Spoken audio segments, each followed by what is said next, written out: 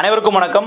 கடந்த ஜனவரி 28ஆம் தேதி கனிமொழி அவர்கள் டெல்லி சென்று சோனியா காந்தியினுடைய ஜன்பத் இல்லத்தில் ராகுல் காந்தியை சந்தித்து பல மணி நேரங்கள் உரையாடினார் அப்படிங்கிறது அன்றைய சமயமே ஊடகங்கள்லாம் வெளியான விஷயம். ஆனால் அந்த சந்திப்பிற்கு பின்னாடி திமுக காங்கிரஸ் கூட்டணி உறுதியாயிருச்சு. காங்கிரஸ் கட்சி திமுக கூட தான் நாங்கள் கூட்டணியில் இருப்போம்னு சொல்லிட்டாங்க. ஸோ பிரச்சனையை சுமூகமாக முடிச்சிட்டாங்க அப்படிங்கிற மாதிரியான விஷயங்கள்லாம் வெளியே பேசப்பட்டுச்சு. ஆனால் அதனுடைய உண்மைத்தன்மை என்ன, ராகுல் காந்தி கனிமொழியிடம் சொன்ன விஷயங்கள்லாம் என்னங்கிறத பற்றின தகவல்கள் தற்போது தான் கசிய தொடங்கி இருக்கின்றன. ஸோ அதை பிரதான ஊடகங்கள் எக்ஸ்க்ளூசிவாக சில தகவல்களை சொல்லியிருக்காங்க. அதை பற்றி நம்ம இன்றைக்கி பேச இருக்கிறோம். திமுக தரப்பினரையே அதிர்ச்சிக்குள்ளாக்கி இருக்கு ராகுல் காந்தியினுடைய டிமாண்ட் அப்படிங்கிறதான் நிலவரம். அது என்னன்னா, காங்கிரஸ் கட்சியிலிருந்து கடந்த ஜனவரி மாதம் 14ஆம் தேதியே இங்குள்ள எம்பிக்கள் எம்எல்ஏக்கள் முன்னாள் எம்பிக்கள் எம்எல்ஏக்கள்னு பட்டாளத்தையே கூட்டிகிட்டு போய் டெல்லியில் வச்சு ஒரு பெரிய மீட்டிங் நடத்தி இதுக்கப்புறம் நீங்கள் திமுக பற்றிலாம் பேசக்கூடாதுன்னு சொல்லி அறிவுறுத்தி அனுப்பினார் கார்கே, ராகுல் காந்திலாம் நம்ம பார்த்தோம். ஸோ அது மட்டுமே உண்மை இல்லை. காங்கிரஸ் கட்சியினுடைய தரப்புலேருந்து நாம் இந்த தடவை திமுக கிட்டேருந்து ஹெவியாக சீட்டு வாங்கிடணும் அப்படிங்கிற ஒரு டிமாண்டை இங்கேருந்து சென்ற மாணிக்கம் தாகூர் உட்பட அனைத்து நபர்களுமே சொல்லியிருக்காங்கன்னு வச்சுக்கோங்களேன். ஸோ அதையெல்லாம் தலைமை கேட்டுக்கிட்டாங்க அப்படிங்கிற ஒரு பக்கம். ஆனால் அவர்கள் திமுக எதிராக நீங்கள் யாரும் சமூக வலைதளத்தில் இதுக்கப்புறம் எழுதக்கூடாது அப்படிங்கிற கருத்தையும் சொல்லிட்டாங்க. ஆனாலும் மாணிக்கம் தாகூர் எழுதிட்டு இருக்காருங்கிறது கூடுதல் தகவல். ஸோ இருந்தாலும் இப்போ அதற்கு பின்னாடி கனிமொழி அவர்கள் போயிட்டு இந்த மாதிரி நீங்கள் தாவேகா கூடலாம் பேச்சுவார்த்தை நடத்திட்டு வருது எங்களுக்கு தெரிய வருது. ஸோ அந்த மாதிரியான பேச்சுவார்த்தைகள் பண்ணாதீங்க. கிறிஸ் ஜோடங்கர் போன்ற பொறுப்பாளர்கள்லாம் தாவேகா தரப்பில் இன்னுமே கூட்டணிக்காக அவர்கள் பேச்சுவார்த்தை நடத்துகிறாங்க, இது மாதிரியான தகவல்களை எங்களுக்கு வருதுன்னு சொல்லும் பொழுது, ஸோ அதற்கு ராகுல் காந்தி அவர்கள் இந்த மாதிரி நான் டெல்லியிலேருந்து தனியாக ஒரு குழு அனுப்புகிறேன் கூட்டணி பேசுகிறதுக்கும் சீட்டுகள் பங்கீடு கொடுத்து பேசுகிறதுக்கும், அவர்கள்ட்ட நீங்கள் கூட்டணி பேசிக்கிங்க, கிறிஸ் ஜோடங்கரை நீங்கள் பெருசாக என்ன பண்ணீங்க கன்சிடர் பண்ண வேணாம் அப்படிங்கிற மாதிரி சொல்லிட்டாரு. சரி, ஓகே, அப்போ நம்ம வழிக்கு வர்றாங்களே அப்படின்னு சொல்லிட்டு அடுத்ததாக ஒரு ரெக்வஸ்ட் வச்சதான் என்னென்னு பார்த்தீங்கன்னா, இந்த மாதிரி இன்னுமே காங்கிரஸ் கட்சியினுடைய மூத்த நிர்வாகிகளாக இருக்கட்டும், எம்பிக்களாக இருக்கட்டும், எல்லாருமே திமுக குறித்து விமர்சனம் பண்ணிக்கிட்டு இருக்காங்க.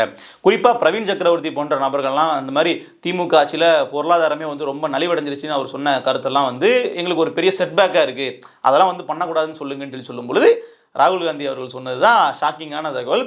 இல்லை அதெல்லாம் எங்களால் சொல்ல முடியாது. காங்கிரஸ் கட்சிங்கிறது ஒரு பெரிய கட்சி, பலதரப்பட்ட நபர்கள் இருப்பாங்க, நான் எல்லாரையும் போயிட்டு நீங்கள் இப்படி பேசாதீங்க அப்படி பேசுங்க சொல்ல முடியாது. என்ன சொல்ல வர்றாரு அப்படின்னா, எதிர்த்து பேசுகிறவங்க பேசிகிட்டு இருப்பாங்க, நீங்கள் அதை சமாளிச்சுக்கோங்க, நான் அதெல்லாம் இன்னும் சொல்லிட முடியாது அப்படிங்கிற மாதிரி சொல்லிட்டாரு. இங்கே பார்த்தீங்கன்னா முதல் அடி. அதுக்கப்புறமா பேசின விஷயம் என்னென்னா, சீட்டு எத்தனை சீட்டு இந்த முறை காங்கிரஸ் தரப்புலேருந்து திமுக கிட்ட டிமாண்ட் பண்ணுறாங்க. ஸ்டேட்டாக ராகுல் காந்தியே கனிமொழியிட்ட கேட்ட விஷயம் என்னென்னு பார்த்தீங்கன்னா, 41 சீட்டு கேட்டிருக்காங்க. 41 எம்எல்ஏ சீட்டு கேட்குறாங்க. அதுக்கு ஒரு விளக்கம் வேறு சொல்கிறாரு. என்ன கணக்கில் கேட்டிருக்காருன்னா, மொத்தம் தமிழ்நாட்டில் மட்டும் 39 நாடாளுமன்ற தொகுதிகள் இருக்குது. ஒரு தொகுதிக்கு ஒரு சீட்டு அப்படின்னு வச்சாலும் கூட, ஒரு எம்எல்ஏ சீட்டு வச்சாலும் கூட எங்களுக்கு கிட்டத்தட்ட 39 சீட்டு இங்கே வந்துடுது. இது போக கன்னியாகுமரியில் கிள்ளியூர், விளவங்கோடு, குளச்சல் போன்ற தொகுதிகள்லாம் காங்கிரஸ் வசம் இருக்குது. அதனால் அதற்காக கூடுதலாக கன்னியாகுமரியில் மட்டும் கூடுதலாக 2 தொகுதியும் கணக்கு போட்டோம்னா 41 தொகுதி வருது சட்டமன்ற தொகுதிகள். அப்போது 41 சீட்டு எங்களுக்கு கொடுத்துருங்க. இது போக, இது மட்டுமா இல்லை, இதுவும் போக அடுத்து வரப்போகிற 2029 நாடாளுமன்ற தேர்தலில் காங்கிரஸ் கட்சிக்கு நீங்கள் 15 சீட்டுகள் ஒதுக்கணும் அப்படின்னு சொல்லி டிமாண்ட் பண்ணியிருக்காங்க. அதாவது 15ங்கிறது எவ்வளோ பெரிய நம்பர் அப்படிங்கிறத நீங்கள் பாருங்கள். ஏன்னா திமுக கிட்ட மற்ற கூட்டணி கட்சிகளும் இருப்பாங்க. ஆனால் அதெல்லாம் தாண்டி காங்கிரஸ் கட்சிக்கு 15 சீட்டுகள் கொடுக்கணும். அதை நீங்கள் கொடுக்குறோன்னு சொல்லி வாய்மொழியாக சொன்னால் பத்தாது. எங்களுக்கு ஒரு டாக்குமெண்ட்டாக, அது ஒரு அக்ரிமெண்ட்டாக நீங்கள் எங்களுக்கு போட்டு கொடுத்துடணும், எழுத்துப்பூர்வமாக நீங்கள் எங்களுக்கு கொடுத்துடணும். அப்போ தான் இந்த கூட்டணி நம்ம ஸ்ட்ராங்காக இருக்கும், எங்களுக்கு நல்லது அப்படிங்கிற மாதிரி ராகுல் காந்தியை நேரடியாக கனிமொழி டிமாண்ட் பண்ணியிருக்காரு. இது பாருங்கள் எவ்வளோ பெரிய டிமாண்டுன்னு பாருங்கள். இப்போது மதுரை வடக்கு தொகுதியினுடைய திமுக எம்எல்ஏ தளபதி அவர்கள் காங்கிரஸ் கட்சிக்கு 3000 பேர் கூட ஒரு தொகுதிக்கு ஓட்டு போடுறவங்க இருக்க மாட்டான், இவங்களுக்கு நம்ம சீட்டே கொடுக்கக்கூடாதுன்னு சொல்லி இங்கே கிரவுண்ட் லெவலில் திமுக பேசிகிட்டு இருக்கு. ஆனால் டெல்லியில் போய் கனிமொழி கிட்ட எங்களுக்கு இவ்வளோ சீட்டு வேணும்னு சொல்லி ராகுல் டிமாண்ட் பண்ணுறாரு. கூடவே அவர் சில டேட்டாவும் கொடுக்குறாரு. நாங்கள் 55,000 பூத் கமிட்டிகளை நாங்கள் ரெடி பண்ணியிருக்கோம் தமிழ்நாட்டில். அப்போ எங்களுக்கு அவ்வளோ தூரம் பூத் ஒர்க்லாம் நடந்துக்கிட்டு இருக்குது. அப்போ எங்களுக்கு அதற்கேற்ற மாதிரி நான் அதிகமாக சீட்டு வேணும். இன்னும் சொல்லப்போனால் அடுத்து வரப்போகிற உள்ளாட்சி தேர்தலில் 20% எங்களுக்கு இடஒதுக்கீடு வேணும். அதாவது 20 விழுக்காடு இடங்களில் காங்கிரஸ் கட்சியினுடைய வேட்பாளர்கள் தான் போட்டியிடுவாங்க. இன்னும் சொல்லப்போனால் அதில் எங்களுக்கு 8 மேயர்களும் எங்களுக்கு நீங்கள் கொடுக்கணும், மாநகராட்சி மேயர்கள் கொடுக்கணும் அப்படின்னா டிமாண்ட் பண்ணியிருக்காரு. இந்த டிமாண்ட்லாம் கேட்டவுடனே கனிமொழிக்கு செம ஷாக்குன்னு தான் சொல்லணும். ஏன்னா கனிமொழி நினச்சிட்டு போன விஷயம் ஒன்று, நீங்கள் போனதை விட கொஞ்சம் கூடுதலாக கொடுங்க, கொஞ்சம் அட்ஜஸ்ட் பண்ணி கொடுங்க அப்படிங்கிற மாதிரி பேசுவாங்க. நம்ம அதை அப்படியே ஓகே பண்ணி தமிழ்நாட்டில் காங்கிரஸ் கட்சி எங்கள் கூட தான் இருக்குன்னு சொல்லி ஒரு சுமூகமான போக்கை கடைபிடிச்சிடலாம் அப்படிங்கிற மாதிரி தான் போயிருப்பாங்க போல். அங்கே நடந்த விஷயமே டோட்டலாக வேறையாக இருக்குன்றதான் யதார்த்தம். இது கூடவே வந்து இன்னொரு விஷயமும் இங்கே நடந்திருக்கு. அது என்னன்னா, இப்போ ஆட்சி அதிகாரத்தில் பங்கு அப்படிங்கிற புள்ளியில் தானே இந்த பிரச்சனையே உண்டாச்சு. அப்போ அது இருக்கா இல்லையா அப்படிங்கிற கேள்வி வரும் இல்லையா? அது குறித்தும் கனிமொழி அவர்கள் என்ன சொல்கிறாங்கன்னா, இப்போவே இன்னும் தேர்தலுக்கே நம்ம இன்னும் போகலை, இந்த தேர்தல் தேதியை அறிவிக்கல, இன்னும் யாருக்கு வெற்றி கிடைக்கும் அப்படிங்கிறதே இன்னும் முழுமையாக நிறைவு பெறலை. அப்படிங்கும்போது இப்போவே வந்து என்னன்னா, உங்கள் ஆளுகள்லாம் ஆட்சி அதிகாரத்தில் பங்கு கொடுங்கன்னு சொல்லி பேசுகிறாங்க. யாரை சொல்கிறாங்க? நேரடியாக வந்து மாணிக்கம் தாக்கூர் பண்ணுற மாதிரிலாம் சொல்கிறாங்கன்னு வச்சுக்கோங்களேன். ஆட்சி அதிகாரத்தில் பங்கு கொடுங்கன்னு சொல்லி கேட்குறாங்க. இது சரியில்லை, இப்படியே போச்சுன்னா நம்ம ஜெயிக்கிறதே சிக்கலாயிரும், ஏன்னா எங்களுடைய தொண்டர்கள்லாம் அதிருப்தியில் போவாங்க அப்படிங்கிற மாதிரி சொல்லும் பொழுது, ஆட்சி அதிகாரத்தில் பங்கு அப்படிங்கிறது எங்களுக்கும் வேண்டும் அப்படின்னு கனிமொழிகிட்டே ராகுல் காந்தி அவர்கள் சொல்லியிருக்காரு. இதை எந்த அளவிற்கு வந்து அவர்கள் சொல்கிறாங்கன்னா, பாஜக அதிமுக கூட்டணியில் இன்னும் அவர்கள் வெளியே அறிவிக்கலை. அதாவது எப்படின்னா, வெளிப்படையாக ஆட்சி அதிகாரத்தில் பங்கு அப்படிங்கிறது அவர்களுக்குள்ள ஒரு கணக்கு இருக்குது. எப்படின்னா, இப்போ அதிகப்படியான தொகுதிகள் அதிமுக வென்றுட்டாங்க அப்படின்னா அது கேட்கறதுக்கான சாத்தியக்கூறுகள் இருக்காது. இதுவே வந்து பாஜகவும் ஒரு சில சீட்டுகள் வெற்றி பெறாங்க, என்டிஏ தலைமையிலான அந்த கட்சிகள்லாம் சேர்ந்தாதான் அதிமுகவில் ஆட்சி அமைக்க முடியும் அப்படிங்கிற சூழலில் அது ஒரு கூட்டாட்சியாக இருக்கும், அது ஒரு ஆட்சி அதிகார பகிர்வு நடக்கும் அப்படிங்கிறது ஒரு கருத்து. அதை வந்து பாஜக ரொம்ப நம்புதுன்னு சொல்லி இந்த தரப்பு சொல்கிறாங்க. அப்படி இருக்கும் பொழுது இங்கே திமுக காங்கிரஸுக்கும் அதே விஷயம் இருக்கட்டும், அதாவது நீங்கள் ஆட்சி அதில் பங்கு கொடுங்க அப்படின்னு சொல்லி ராகுல் காந்தி அவர்களுமே இதை டிமாண்டாக வந்து கேட்டிருக்காரு. நீங்கள் 41 சீட்டு கொடுக்கும்போதே திமுக அங்கே ஒரு பெரிய ஜர்க்கு, ஏன்னா மற்ற கட்சிகளுக்கு குறைச்செல்லாம் கொடுக்க முடியாது. அப்போ என்னன்னா, காங்கிரஸ் இவ்வளோ கூட்டி கேட்குறாங்க அப்படின்னா மற்ற கட்சிகளும் அதே மாதிரி அதிக சீட்டுகள் கேட்பாங்க. அப்படி கொடுத்தாங்கன்னா திமுக தனிப்பெருமையான வெல்றதுக்கு தேவையான அந்த 170 இடங்களில் திமுக போட்டிடுறதுக்கான சாத்தியக்கூறுகள் இருக்குமானா சுத்தமாக இருக்காது. ஏன்னா இதில் தேமுதிக வேற உள்ள இருக்கிறதுக்கு ஒரு திட்டம் போட்டுட்டு இருக்காங்க. இப்படி எல்லா கட்சிகளையும் உள்ள சேர்த்துட்டு அப்புறம் திமுக சீட்டில் போட்டிடும் இருக்கு இல்லையா? ஸோ இப்படி பல சிக்கல்கள் இருக்குது. ஸோ கனிமொழியினுடைய அந்த டெல்லி விசிட் அப்படிங்கிறது ஒரு அட்டர் ஃபெயிலியர் தான் சொல்லணும். ஒரே ஒரு கட்டத்தில் என்னன்னா, நாங்கள் வந்து இன்னும் கூட்டணியில் தான் இருக்கோம் அப்படிங்கிறத நீங்கள் உங்கள் அண்ணங்கிட்ட சொல்லிடுங்கன்னு சொல்லியிருக்காங்க. அதாவது கூட்டணியில் தான் இருக்கோம், ஆனால் இந்த டிமாண்ட்லாம் எங்களுக்கு வந்து நிறைவேற்றி தரணும் அப்படிங்கிற கோரிக்கை வந்து சொல்லிடுங்கன்னு சொல்லி ராகுல் காந்தி தரப்பில் நேரடியாக சொல்லியிருக்காங்க. நமக்கு தெரிய வர விஷயம் என்னென்னா, இங்கே கீழ்மட்ட பொறுப்பாளர்கள் தான் வந்து பிரச்சனை பண்ணிட்டு இருக்காங்க. ராகுல் காந்தி அவர்கள்லாம் வந்து ஸ்டாலின் கூட ரொம்ப நட்பாக தான் இருக்காரு அப்படின்னு நம்ம நினச்சிட்டு இருக்கோம். ஆனால் அது உண்மை இல்லை அப்படிங்கிறத இந்த சந்திப்பு நமக்கு உணர்த்திருக்குன்னு நமக்கு புரிய வருது. கூடுதலாக சில விஷயங்கள், அதாவது ஸ்டாலின் அவர்கள் இருக்கார் இல்லையா, காங்கிரஸுக்கு என்னெல்லாம் பண்ணியிருக்காருன்னு நம்ம இந்த இடத்துல பார்க்கணும்.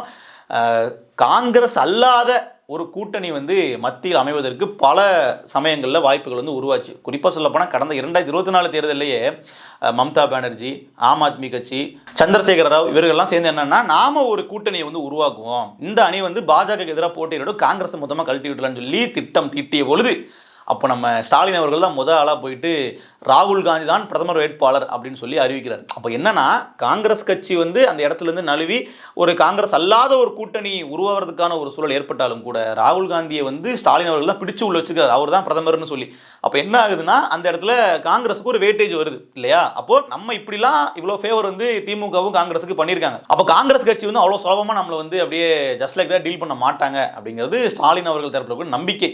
ஆனால் உண்மை என்னவா இருக்கு அப்படின்னு பார்த்தீங்கன்னா, காங்கிரஸ் தரப்புல இருந்து டிமாண்ட் அதிகப்படுத்திட்டு இருக்காங்க. ஏன்னா மறைமுகமாக திமுகவுக்கு ஒரு மிகப்பெரிய பெனிஃபிட் வந்து காங்கிரஸ் மூலமாக கிடைக்குது. அந்த சிறுபான்மையினர் ஓட்டை வந்து இப்படி ஒட்டு மொத்தமாக அப்படியே சுருட்டிட்டு எடுத்துகிட்டு போக முடியுது இல்லையா திமுகவில். அதற்கு வந்து ஒரு அடிப்படை ஃபேக்டராக இருக்கிறது காங்கிரஸ் தான். ஏன்னா ஆல் இண்டியா லெவலில் வந்து பிஜேபிக்கு ஒரு எதிர்முகமாக இருக்கிறது காங்கிரஸ் தான். அப்போ பிஜேபியை பார்த்து பயந்து இவர்கள் ஓட்டு போடுறாங்க அப்படின்னா அதற்கு வந்து காங்கிரஸ் இவர்களுக்கு தேவை.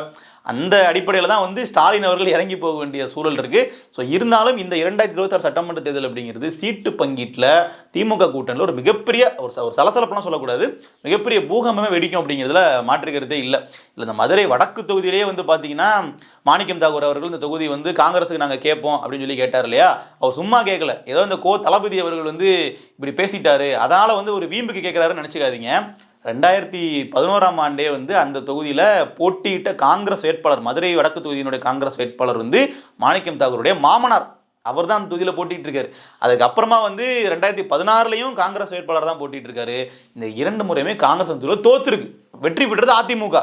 திருப்பி 2021 தான் பாஜக கூட்டணி சார்பாக அங்கே ஒரு பாஜக வேட்பாளர் நிறுத்தப்படுறாரு. ஸோ அப்போ தான் வந்து திமுக போட்டிட்டு மதுரை வடக்கு தொகுதியை கைப்பற்றுறாங்க. அப்போ எப்படி பார்த்தாலும் அந்த மதுரை வடக்கு அப்படிங்கிறது பார்த்தீங்கன்னா காங்கிரஸ் கட்சிக்கும் ஒரு பேஸ் இருக்கிற இடமா தான் இருந்திருக்கு. ஸோ அவர் மறுபடியும் வந்து மாமனாருக்கு சீட்டு கொடுக்கறதுக்காக இது மாதிரி லாபிலாம் பண்ணுறாருங்கிறதும் ஒரு குற்றச்சாட்டாக இருக்குன்னு வச்சுக்கோங்களேன் திமுக தரப்பில். ஸோ அப்போ அந்த தொகுதி யாருக்கு வேணுங்கிற பிரச்சனைங்கிறத தாண்டி ஒட்டுமொத்தமாகவே தமிழ்நாட்டில் காங்கிரஸ் கட்சிக்கு எத்தனை சீட்டுகள் கொடுக்கறது அப்படிங்கிறது திமுக கையில் மட்டுமே இல்லை. ஏன்னா ராகுல் காந்தி முதற்கொண்டு அதிக சீட்டுகள் கேட்கறதுக்கான திட்டத்தில் இருக்கிறார். காங்கிரஸ் கட்சி 41 சீட்டுகள் கேட்குறாங்களா, இது அதிகமாக தெரியலையா அப்படிங்கிற மாதிரி நமக்கு தோணலாம். ஆனால் காங்கிரஸ் கட்சி பண்ணக்கூடிய லாபி என்னன்னு பார்த்தீங்கன்னா தாவேக்காவை அவர்கள் வந்து ஒரு பார்கெயின் பண்ணுறதுக்கான ஒரு மெட்டீரியலாக யூஸ் பண்ணிக்கிறாங்க. இன்னும் சொல்லப்போனால் அவங்க கனிமொழி அவர்கள் போய் கம்ப்ளைண்ட் பண்ணதே கிறிஸ்டோடங்கர் போன்ற ஆட்கள்லாம் தாவேக்கா கிட்ட கூட்டணி பேசிகிட்டு இருக்காங்கன்னு சொன்னாங்க இல்லையா? அப்படி கூட்டணி பேசப்பட்ட பொழுது தாவேக்கா காங்கிரஸுக்கு ஆஃபர் பண்ண விஷயங்கள் என்னன்னு பார்த்தீங்கன்னா 70 தொகுதிகள் 70 சீட் நாங்கள் கொடுக்குறோம் சட்டமன்ற தேர்தலில். அதே மாதிரி அடுத்து வரப்போகிற நாடாளுமன்ற தேர்தலுக்கு 28 சீட்டு கொடுக்குறோம். 28னா என்னன்னு பாருங்கள். நாங்கள் வந்து என்ன, நாங்கள் 11 தொகுதி நின்றுக்கிறோம், நீங்கள் 28 நில்லுங்க, நீங்கள் ஜெயிங்க அப்படிங்கிற மாதிரி தாவேக்கா விட காங்கிரஸுக்கு அள்ளி கொடுக்கறதுக்கு தாவேக்கா ரெடியாக இருக்கிறாங்க. 29 அவங்க சொல்கிறாங்க. அதே மாதிரி நீங்கள் உள்ளாட்சி தேர்தலில் 40 விழுக்காடு இடஒதுக்கீடு, உங்களுக்கு கிட்டத்தட்ட பாதி, அதில் 8 மேயர்கள் தரும். அப்படி திமுக கிட்ட என்ன டிமாண்ட்லாம் காங்கிரஸ் வைக்கிறாங்களோ அதெல்லாம் இரட்டிப்பாக்கி தாவேக்கா வந்து காங்கிரஸுக்கு கொடுக்க தயாராக இருக்குன்றதான் செய்தி. அப்போது இப்படி டபுள் டிமாண்ட் வந்து நாங்கள் கொடுத்ததுக்கு அப்புறமாவும் காங்கிரஸ் வந்து முடிவெடுக்கிறதுல சிக்கல் இருக்குங்கும் போது தான் இங்கே வந்து பேரம் நடக்குது திமுக கிட்ட. அப்போ காங்கிரஸ் வந்து அவர்கள் அவ்வளோ டிமாண்ட் பண்ணுறாங்களா, அப்போ அங்கே போயிடக்கூடாதே அப்படிங்கிற ஒரு பயத்தில் தாவேக்காவை யூஸ் பண்ணி இங்கே திமுக கிட்ட அதிக சீட்டுகள் வாங்கிக்கலான்றதான் காங்கிரஸோட பிளானு. ஆனால் காங்கிரஸ் வந்து திமுக கூட்டணியை முறிச்சுக்கிட்டு இங்கே தாவேக்காவில் போகிறதுக்கான வாய்ப்புகள்ன்றது மிக மிக குறைவு. ஏன்னா ராகுல் காந்தி சொன்ன விஷயம் அதான், நாங்கள் கூட்டணியில் தான் இப்போ வரைக்கும் தொடரும், அதில் மாற்றுக்கிறது இல்லை, ஆனால் சீட் அதிகமாக கொடுத்துருங்க அப்படிங்கிறதான். ஸோ அப்போ வந்து இந்த இடத்துல தாவேக்கா என்ன பண்ணுறாங்கன்னா இதுக்கப்புறம் இவர்களோட பேச்சுவார்த்தையை அப்படியே வந்து மெதுவாக வந்து க்ளோஸ் பண்ணிட்டாங்க. இதுக்கப்புறம் நாங்கள் உங்களுக்கு இந்த மாதிரி டிமாண்ட்லாம் வச்சு கூப்பிட்டு இருக்க போகிறது இல்லை, கூட்டணினா நீங்கள் நேரடியாக வந்து பேசிக்கிங்க, இந்த சீட்டு பேரங்கள்லாம் மறைமுகமாக வந்து ஃபோன் காலில் பேசுறது, சந்திப்புகள், மறைமுக சந்திப்புகள்லாம் வேண்டாம் அப்படிங்கிற மாதிரி தாவேக்கா வந்து அந்த விண்டோவை க்ளோஸ் பண்ணிட்டாங்க. ஸோ இப்போ காங்கிரஸுக்கு ஒரே ஆப்ஷன்றது திமுக அப்படின்னு இருந்தாலும் சீட்டுகள் அதிகமாக கேட்குறது திமுகவுக்கு ஒரு மிகப்பெரிய சிக்கல். அது நீங்கள் வந்து தனிப்பெருமையோட வரணும் அப்படிங்கும்போது எத்தனை சீட்டுகளில் திமுக போட்டியிட வேண்டி இருக்குது. அதில் காங்கிரஸுக்கு ஒரு 5 சீட் எக்ஸ்ட்ரா கொடுத்தாலும் கூட அது திமுகவுக்கு பெரிய சிக்கல் தான். அது தேர்தல் களம் வரும்போது தான் நமக்கு திமுகவுக்கான அழுத்தம் நமக்கு வந்து புரிய வரும். ஏன்னா கடந்த 2021 சட்டமன்ற தேர்தலே வந்து பார்த்தீங்கன்னா சீட்டு அந்த பங்கீடு பேச்சுவார்த்தை நடக்கும்போதெல்லாம் ஜோதிமணி அவர்கள் வந்து வெளியே வந்து நின்று கத்தி பேட்டி கொடுத்த காட்சிகள் நம்ம பார்த்துருப்போம். ஒரு கூட்டணி கட்சிக்கான மரியாதை இல்லாமல் நடத்துகிறாங்கன்னு சொல்லலாம் அவர்கள் பகிரங்கமாக பேட்டியை கொடுத்துருந்தாங்க. ஸோ அந்த மாதிரியான பல காட்சிகள் கூட இந்த மாதிரி நடக்கிறதுக்கான வாய்ப்புகள் இருக்குது. இப்போ இன்றைக்கு February 3 இல்லையா, இப்போ இன்றைய தேதி தான் வந்து இந்த மாதிரி சீட்டு பங்கீடு பேசுவதற்கான குழுவை வந்து திமுக அமைக்கிறாங்க. ஸோ இன்னையிலிருந்தே வந்து பார்த்தீங்கன்னா ஒரு தீபாவளி ஆரம்பித்த கதையாக தான் இருக்கும். எத்தனை சீட்டு கேட்க போகிறாங்க, எத்தனை சீட்டு கொடுக்க போகிறாங்கன்றதான் ஒரு பெரிய பஞ்சாயத்தாக இருக்கும். இதில் மிகப்பெரிய சிக்கலே வந்து விசிகா போன்ற கட்சிகள் வந்து அவர்கள் எவ்வளோ கொடுத்து அவர்களை வந்து கண்டெயின் பண்ண போகிறாங்கன்னு இருக்குது. ஏன்னா தேமுதிக புதுசாக உள்ளே வருதுன்னா அவர்களுக்கு வந்து இவர்கள் 9 சீட்டு கொடுக்குறதெல்லாம் பேசிகிட்டு இருக்காங்க. அப்போ அவ்வளோ சீட்டு கொடுத்தா இப்போ விசிகா சும்மா இருப்பாங்களான்ற ஒரு கேள்வி இருக்குது. அவங்களுக்கு 9, எங்களுக்கு 7, 8, 6 அப்படிங்கலாம் பல கேள்விகள் வரும் இல்லையா? ஸோ எல்லாத்தையுமே நம்ம வந்து பொறுத்திருந்து பார்க்க இருக்கிறோம். திமுக கூட்டணி ஊடகங்கள் சொல்கிற அளவுக்கு வந்து பார்த்தீங்கன்னா அப்படியே அமைதியாக சுமூகமாக நாங்கள் அப்படியே இன்டாக்டாக இருக்கோம் அப்படிங்கிறதுலாம் வந்து பச்சை போய் உள்ளுக்குள்ளே வந்து இவ்வளோ விஷயங்கள் போயிட்டுருக்குன்றதான் நிதர்சனமான உண்மை. ஸோ பொறுத்திருந்து தேர்தல்கள் நடக்கக்கூடிய பல விஷயங்களை பேசுவோம். நன்றி.